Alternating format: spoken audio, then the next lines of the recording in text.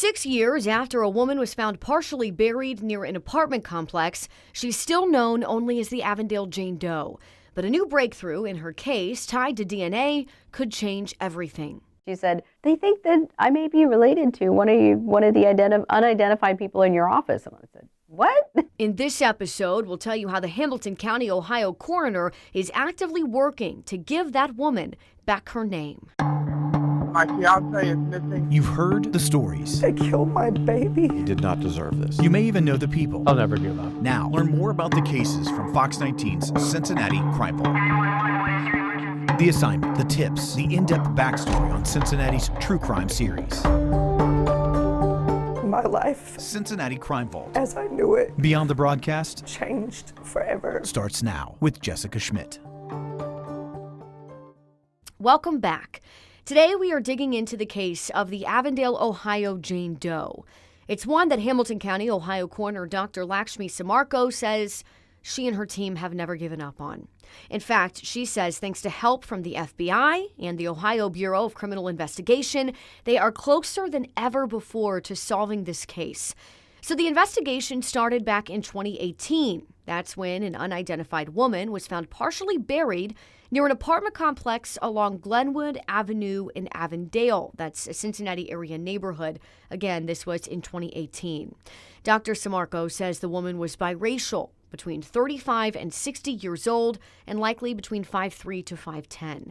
When she died, she was wearing silver hoop earrings, a hair clip, a gray tank top, and gray pajama pants. Her cause of death is not clear, but investigators have said they did find some drugs in her system. They also do not believe that she was the victim of foul play. Dr. Samarko says based on what they have learned and have found, they believe whoever placed her body there loved her and cared about her. In the office, we've been calling her Rose Lady because she was found with a rose on her chest in a shallow mulch bed. Over the years, the team at the Hamilton County Coroner's Office has tried pretty much everything they can in an attempt to try to find out the Avondale Jane Doe's identity. Here's Dr. Samarko again. It's helpful to have identifying markings on the skin, scars from prior surgeries or injuries.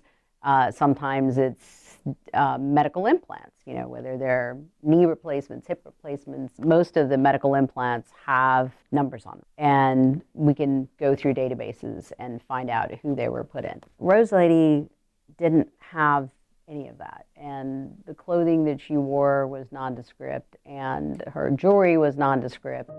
In 2023, a forensic artist with Ohio's Bureau of Criminal Investigation, along with some researchers at The Ohio State University, helped with this case.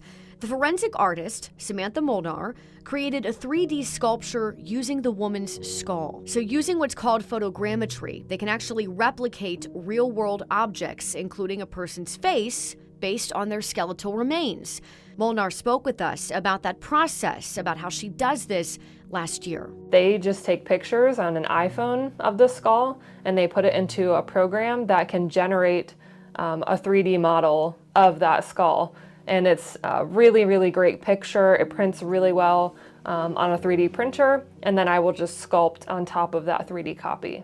Now, she says she typically spends about a month shaping and structuring the clay face, but it really just depends on her workload and what other cases that she has at the time. All of them follow the exact same process. So it's the muscle structure, the tissue depth markers, and then building the face. So every skull is unique, and I want to make sure that I really check the skull out and find out, did this person have a broken nose? Do they have an overbite? Do they have tooth loss? Maybe the anthropology report tells me that this person was very old at the time that they were murdered or that they died in some other way. And so all of those things are really important to me to look at.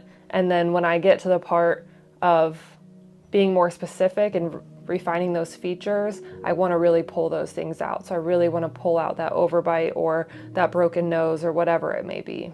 I do use an oil-based clay that doesn't dry, so that way if I do have other things going on in that week time period, I can come back. So sometimes it can take me up to a month if I have other casework. So in the past, once Molnar finished building a clay face, like the one she did make for the Avondale Jane Doe, that would really be the end of the artistry. It kind of stopped there. But now, researchers at OSU like Jeremy Patterson are taking that technology to an entirely new level. They're using a program that is typically used to help build video games to create realistic digital images that show what the person might have looked like when they were still alive. They were able to do this with the Avondale Jane Doe. And here's Patterson explaining a little bit more about how that works. We've been able to take a tool that's normally used for game development, for creating digital characters in games, and feed these scans into it and set it up so that it can take the original base sculpt, use that as an indicator of facial structure, and once it's loaded in, it creates a highly variable, very realistic rendition of what this individual might have looked like. And not only is the realism important, but this is infinitely malleable at this point. I mean, you can change hairstyle, eye shape, all of these things that might be off in the sculpt because there's not indications of what it might look like. They can be varied within seconds using this other software. They released digital, realistic images of the Avondale Jane Doe during a press conference in 2023. Images, again, that show what that woman may have looked like when she was still alive.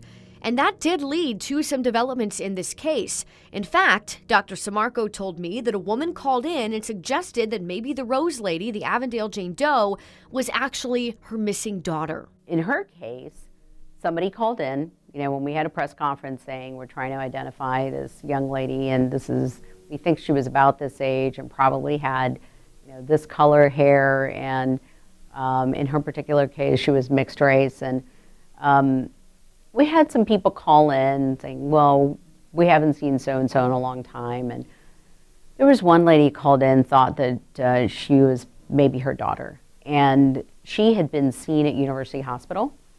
So we were able to request medical records. And in that was imaging. So I was able to compare the images that we had to the images from University Hospital and say, no, that's not her. So, I mean, sometimes it's just a matter of eliminating some of the possibilities, but sometimes we can actually match the imaging. Now, as you heard Dr. Samarco just say, she was able to compare CT scans, and those scans did show the woman was not Avondale Jane Doe. This podcast is in partnership with the Fox 19 Now First Alert Weather app. On the app, you can view hourly forecasts to plan your day ahead, live radar to track storms, and personalized alerts specific to your current location. In the event of heavy rain, lightning, or severe weather, the app will alert you with an audible notification. You can download the app for free on Google Play and the App Store. Just search for Fox 19 Now First Alert Weather. Even 6 years after the Rose Lady was found, though, all hope is not lost because they do have her DNA. And within recent months, that has led to a new lead that even Dr. Samarco did not see coming. One of Dr. Samarco's best friends, who is from Cincinnati's West Side, got really an unexpected call from the FBI. She said, they think that I may be related to one of the unidentified people in your office. And I said, what? Investigators believe Dr. Samarco's friend and that friend's relatives could be the connection they need to identify the Avondale Jane Doe. She's in the healthcare field, and so they thought she would be the easiest to ask for a DNA sample to see if they could match. And the results show that there is a distant relation to her. As Dr. Samarco just explained, they were able to compare Dr. Samarco's friend's DNA with the Avondale Jane Doe's DNA and confirmed there is a distant relation between them. They're now using that information to try to piece together the Rose Lady's family tree, and hopefully that will lead to her identity. They're reaching out to cousins and so forth and to see if anybody has any ideas. This, of course, is not a guaranteed success, but it is a step toward finding out the woman's name and then potentially returning her remains to her loved ones. That's something Dr. Samarco very much hopes to see happen. I think it's important for families to know where their loved ones are, where they've ended up. And if that means that they've passed on it's important for them to know that, to get closure, to accept it and move on. In the meantime, while we wait to see if this new lead pans out, Dr. Samarco is asking anyone with information about this case to call her office, the Hamilton County, Ohio Coroner's Office, or you can call Cincinnati Police. And stay tuned, because in our next episode right here on the Crime Vault podcast, we're going to break down all of the latest tools and the newest technology that Dr. Samarco is using to solve cases just like this one. You know, I know everybody watches TV and they think, oh yeah, they pull the drawer out and then the family identifies and sometimes they pass out. And it's like, no, we use scientific means to identify our decedents. This podcast was researched, written, and hosted by me, Jessica Schmidt. Executive producers of this podcast are Robin Tyndall, who is also the creator of Cincinnati's Crime Vault, and Megan Laird.